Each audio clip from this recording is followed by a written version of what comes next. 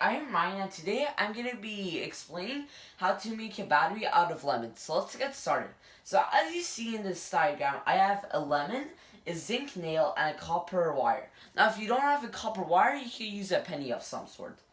So as you see, the zinc frees up 2 electrons, and we're left with zinc as a cation, which moves into the citric acid solution.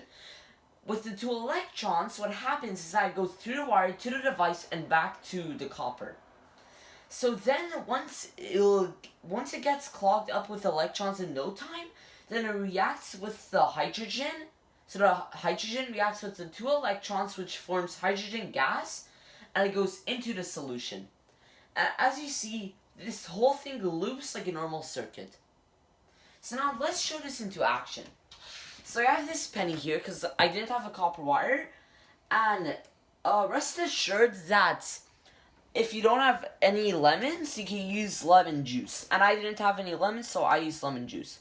Now, to prove that it does form voltage, you'll get the positive on the copper and the negative on the zinc, which forms 1 volt of current.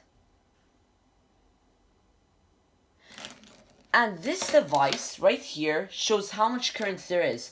So as you see again, when I put it on, it forms current. Now, it shows you that negative sign when you're putting it the wrong way, and it loses current quick, so you need to do this experiment quick. As you see, it displays 1 volt. This has been it for this video, and I hope you enjoyed it.